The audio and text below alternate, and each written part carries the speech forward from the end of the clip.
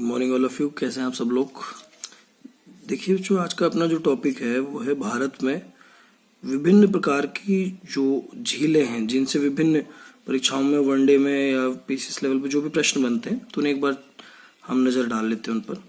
ये जो ऊपर से चलते हैं मैप आप सब देख ही रहे होंगे। तो सबसे पहले मैं बात करूँ जम्मू कश्मीर राज्य में। कहाँ बात करता हूँ मैं? जम्मू कश्मीर राज्य में। तो जम्मू कश्मीर राज्य के अंदर देखिए प्रमुख झीलों पे जिन पे प्रश्न बनते हैं वो एक तो है वुलर झील, जो आप इस लाइन को अगर लगभग इस प्रकार से विभाजित कर दें तो ये आपका जम्मू कश्मीर और लद्दाख वाला क्षेत्र आ जाता है, जो अभी हाल ही में जम्मू कश्मीर को बांट के केंद्र शासित प्रदेशों में किया गया है। तो ये लद्दाख वाला क्षेत्र, ये जम्मू कश्मीर वाला क्षेत्र बन जाता है।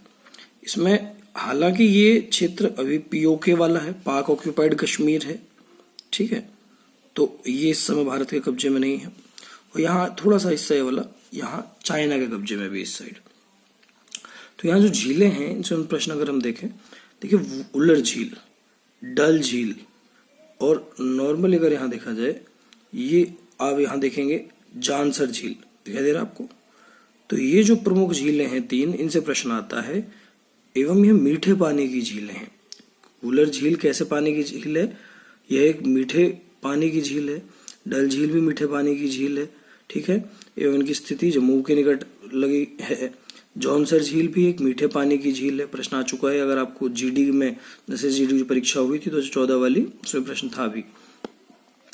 और इसी से प्रश्न पीसीएस लेवल पर कई तरीके से घुमा के पूछे गए कि वुलर झील जो है कि कैसी प्रकार की झील है, क्रेटर झील है, लैगून झील है, प्राकृतिक झील है। तो इनमें हम अभी अंतर समझेंगे कि प्राकृतिक झील क्या होता है, लैगून झील क्या होता है, ठीक है। तो आपको याद रखना जम्मू कश्मीर में प्रमुख झील जिनसे प्रश्न बनेगा वुलर झील, डल झील और जौनसर झील। अगला हम आते हैं हिमाचल में। हिमाचल में तीन है, जिनमें से तीन में से केवल सूरजताल जो झील है इससे प्रश्न ज्यादा आता है, या रेणुका झील से। तो आप देखेंगे हिमाचल में 4 डॉट बने हुए हैं। पहला सूरजताल झील, फिर चंद्रताल झील, फिर नाको झील और फिर उसके बाद रेणुका झील। क्या है? रेणुका झील। तो ये हिमाचल प्रदेश में है। बल्कि ये जो चंद्रताल वाला झील वाला इलाका है सतलज नदी के निकट लगता है, ठीक है। तो देखें क्योंकि सतलज वाला बहाव वाला क्षेत्र इन दोनों के झील वाला क्षेत्र है सतलज का। उसके बाद हम आते हैं पंजाब में। तो देखिए पंजाब से कोई महत्वपूर्ण झील वाला क्षेत्र नहीं है, वहाँ छोटी छोटी नहरों के रूप में आकृतियां दिखाई देती हैं, तो इसलिए वहां से ऐसा कोई प्रश्न नहीं आता। उत्तराखंड में 4 प्रमुख झीलों की चर्चा होती है। उत्तराखंड में आप यहाँ देखेंगे सातताल झील, भीमताल झील, रूपकुंड झील और नैनीताल। नैनीताल खुद एक छोटे छोटे झीलों का समूह है। इनमें सातताल झील और भीमताल झील ऊपर उत्तरकाशी जिले के क्षेत्र में मौजूद है। और यहाँ आप देखेंगे इधर से अगर बीच में एक रेखा खींच दी जाए तो इधर ही नीचे की तरफ कुमाऊं का इलाका होता है और उस रेखा के ऊपर का हिस्सा जो है वो गढ़वाल वाला इलाका होता है। कुमाऊं वाले हिस्से में 2 प्रमुख झीलें आ जाती हैं आपके, रूपकुंड और ये नैनीताल जो आएंगी कुमाऊं क्षेत्र में आ जाएंगी, ठीक। तो उत्तराखंड में आपको जो याद रखना, कौन सी झील रखनी? 4 प्रमुख झीलें याद रखनी है, ठीक है। एवं यहाँ प्रश्न एक सबसे ज्यादा आपने देखा होगा बनता भी है, साइड में यहाँ नोट है कि भारत की ताजे पानी की सबसे बड़ी झील क्या है। तो वो यहीं ऊपर आपने वुलर झील जो पढ़ा है, ये प्रश्न कई बार आप देखिए पीसीएस में, मेंस में जो प्रश्न ऑब्जेक्टिव टाइप पेपर आता था उसमें प्रश्न कई बार आ चुका है। तो यहाँ आपको याद रखना है, वनडे में विभिन्न परीक्षाओं में प्रश्न बन सकता है कि वुलर झील भारत की ताजे जल की सबसे बड़ी झील है। वुलर झील क्या है? भारत की ताजे जल की सबसे बड़ी झील है।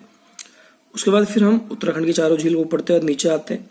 तो देखिए राजस्थान में जो प्रश्न आएगा राजस्थान में झीलों से, तो राजस्थान में पुष्कर झील एवं यहीं लगभग 60 से 70 किलोमीटर की दूरी पर सांभर झील जयपुर से। तो ये सांभर झील राजस्थान की एक प्रमुख खारे पानी की झील है। कैसी झील है?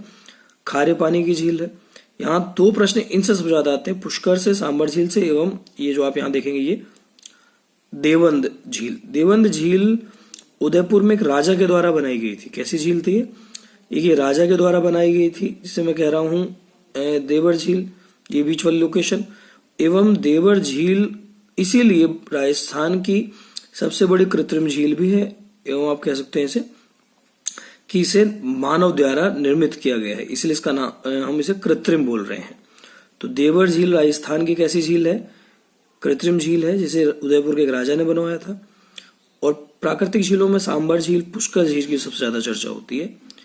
एवं राजस्थान के अंदर सबसे बड़ी मीठे पानी की झील क्या है? जैसे सांबर झील तो खारे पानी की झील है, परंतु यहाँ मीठे पानी की झील राजसमंद झील है।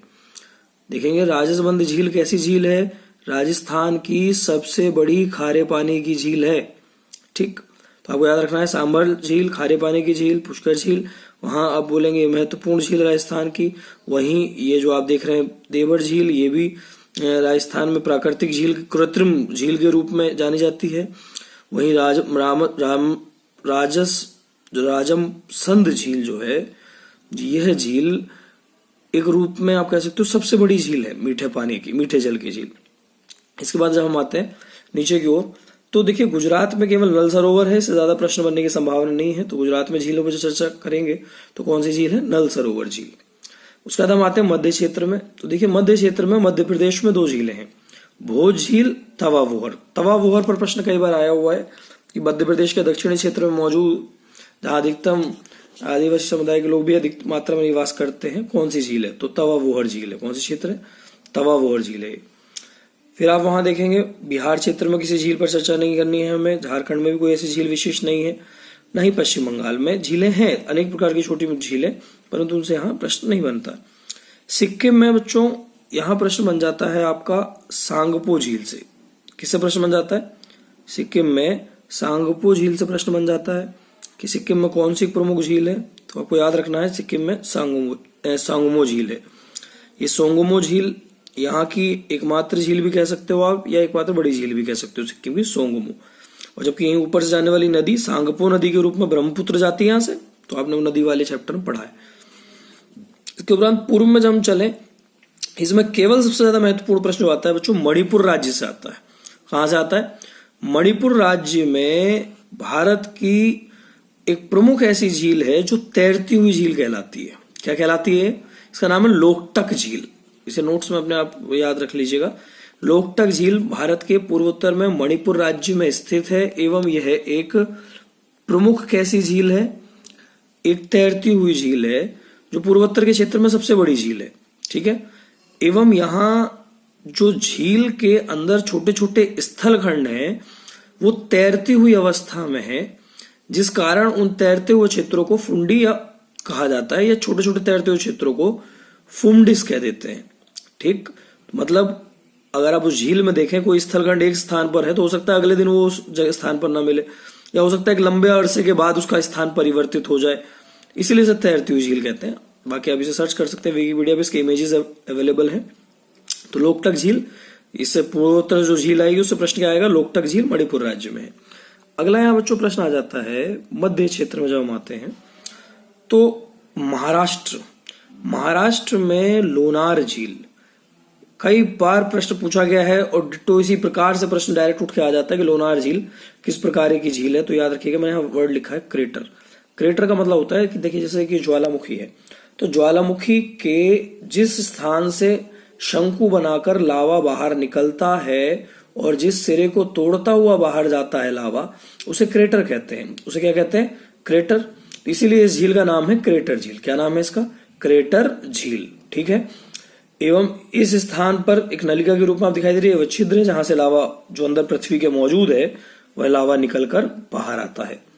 ठीक, अगला बच्चों यहाँ देखिए, तो प्रश्न आप समझ गए। महाराष्ट्र में लोनार झील जो प्रमुख है, एक तरीके की कैसी झील है? क्रेटर झील है। ठीक, उसके बाद अगर हम देखें तो उड़ीसा राज्य में, उड़ीसा में सबसे ज्यादा क्वेश्चन आता है कि भारत की सबसे बड़ी लैगून झील। लैगून क्या होता है बच्चों? लैगून जो वर्ड है, इसका मतलब होता है जैसे मान लीजिए स्थल है, ये देखिए आपको मैंने चित्र बनाया कि किनारा है स्थल का, और किनारे पर जब इस प्रकार से कोई स्थल खंड उभरा हुआ हो, तो उस उभरे हुए स्थल खंड के कारण सामान्य रूप से जल अंदर की ओर भर जाता है, और वह जल जब बाहर नहीं निकल पाता तो उस भरे हुए जल वाली झील को लैगून झील कहते हैं। क्या कहते हैं?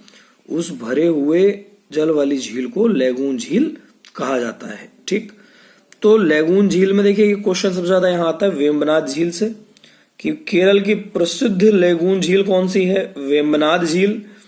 और उड़ीसा की एवं भारत की सबसे बड़ी लैगून झील कौन सी है? तो आपको याद रखना है, भारत की सबसे बड़ी लैगून झील है उड़ीसा की चिल्का लेक, या जिसे चिल्का झील कहा जाता है। तो ये सबसे बड़ी है। एवं केरल के प्रमुख वेम्बनाड झील जो है ये, ठीक, इस स्थान पर होता क्या है, अक्सर की जब जल एक बार भर जाता है अंदर की ओर, तो जल बाहर आवागमन जल का होता है, लेकिन परंतु एक स्थल का विशेष आकृति बना लेने के कारण जल अधिक मात्रा में गति नहीं कर पाता। तेलंगाना में दो हैं, एक हिमायत सागर और एक ओस्मान। तेलंगाना में दो जो झीलें हैं उनपे एक नाम क्या है, हिमायत सागर। ओस्मान झील से अगर आपने देखा हो तो एफसीआई की एक परीक्षा हुई थी, उसमें क्वेश्चन था तेलंगाना वाला क्षेत्र जो है, नॉर्मली आप कह सकते हो आंध्र प्रदेश से तोड़कर तेलंगाना ये बनाया गया है। नवीन राज्य था पहले 29वें नंबर में, परंतु जम्मू कश्मीर का जब विभाजन हुआ तो तेलंगाना नवीन राज्य नहीं है, केंद्र शासित प्रदेश लद्दाख और कश्मीर है। तो यहाँ दो झीलें जो हैं वो कौन कौन सी, हिमायत सागर झील और ओस्मान झील, हिमायत सागर और ओस्मान झील, ठीक। अब हम नीचे की ओर आते हैं। देखिए कर्नाटक में ऐसी कोई विशेष झील नहीं है, परंतु आंध्र प्रदेश में चर्चा होती है हमेशा। आंध्र प्रदेश में जो प्रमुख झील है उस झील का नाम है पुलिकट झील। उस झील का नाम क्या है, पुलिकट झील। और यह पुलिकट झील आंध्र प्रदेश और तमिलनाडु के बॉर्डर पर मौजूद है। कहाँ मौजूद है, आंध्र प्रदेश और तमिलनाडु के बॉर्डर पर। देखिए आंध्र प्रदेश और तमिलनाडु का जो बॉर्डर है, यहीं पर इस पुलिकट झील की मौजूदगी इसी प्रकार है, जो जैसे चित्र बना हुआ है। और यहाँ एक नुकीला सा क्षेत्र हल्का सा स्थल से उभरा हुआ दिखाई देता है। इस नुकीले क्षेत्र को श्रीहरिकोटा नाम दिया गया है। क्या नाम दिया गया है, आंध्र प्रदेश का सतीश धवन अंतरिक्ष केंद्र श्रीहरिकोटा जगह है। तो यहीं से लगभग भारत के सभी परमाणु परीक्षण किए जाते हैं। तो याद रखिएगा, आंध्र प्रदेश के सतीश धवन अंतरिक्ष केंद्र श्रीहरिकोटा जो है वो यहीं मौजूद है, पुलिकट झील के मुहाने पर। और यहीं से भारत के सभी प्रक्षेपण यान एवं भारत के सभी उपग्रह एवं सैटेलाइट्स आदि का प्रक्षेपण यानों के माध्यम से प्रक्षेपण किया जाता है। तो यह लगभग अगर कहा जाए, पुलिकट झील का कुछ क्षेत्र तमिलनाडु से भी लगता है और कुछ आंध्र प्रदेश से भी लगता है, परंतु इसका अधिकतम क्षेत्र 55% से 60% आपका आंध्र प्रदेश से लगता है। किससे लगता है, आंध्र प्रदेश से, ठीक। तो फिर यहाँ देखिए प्रश्न आ जाता है कि तमिलनाडु वाले क्षेत्र में अगर हम आए तो तमिलनाडु में क्या है, तमिलनाडु में जो प्रमुख झील है उसका नाम है वीरानम। क्या नाम है, वीरानम झील और चेम्बर मबक्कम। दो झीलें हैं, दोनों जो महत्वपूर्ण है, वीरानम झील एवं चेम्बर मबक्कम झील। ये कहाँ की झीलें हैं, ये तमिलनाडु राज्य की झीलें हैं, प्रमुख झीलें हैं। इसके उपरांत देखिए यहाँ पुडुचेरी की लोकेशन दिखा रखी है। केरल में चर्चा अगर हम करें तो तीन प्रमुख झीलों में, एक तो मैंने आपको नाम बताया था देखिए कि वेम्बनाड झील है, जो सबसे बड़ी केरल की लैगून झील है, जबकि भारत की सबसे बड़ी लैगून झील उड़ीसा की चिल्का लेक। लेकिन केरल की तो यही हो जाएगी वेम्बनाड झील। दूसरा, यहाँ जो दो झीलें हैं उनका नाम है अष्टमुदी झील और संस्थल कोटा झील। क्या नाम है, वेम्बनाड झील और सांस्थल कोटा झील। तो केरल की ये प्रमुख झीलें हैं, इनके आप नाम याद कर लेंगे। तो इस तरीके से मैंने आपको चित्र लगभग संपूर्ण एक बार दिखा दिया। आप इसे क्या करेंगे, इस तरीके से आप अपने नोट्स में अपडेट करके बना भी सकते हैं, ठीक है। तो अपने नोट्स के लिए आपको हेल्पफुल हो जाएगा। अगर देखिए आपको चीजें समझ में आई हों और क्लियर हो रही हों तो आप थोड़ा सा कमेंट बॉक्स में मुझे बताएंगे, इसी तरीके से मैं सारा पोर्शन इंडिया ज्योग्राफी वाला आपको करा दूं, ठीक है। तो ये तो विभिन्न प्रश्न जहां जहां से बनते हो मैंने आपको दे दिया। इसके अलावा इन झीलों के बारे में अगर आप एक दो पॉइंट इस समय आप खाली भी हैं लॉकडाउन के दौरान, तो आप एक दो पॉइंट अगर इंटरनेट या गूगल के हेल्प से नए नए पॉइंट सीखेंगे तो आपको याद रहेंगे। परीक्षा की दृष्टि से कोई ना कोई नया पॉइंट आपको याद हो जाएगा।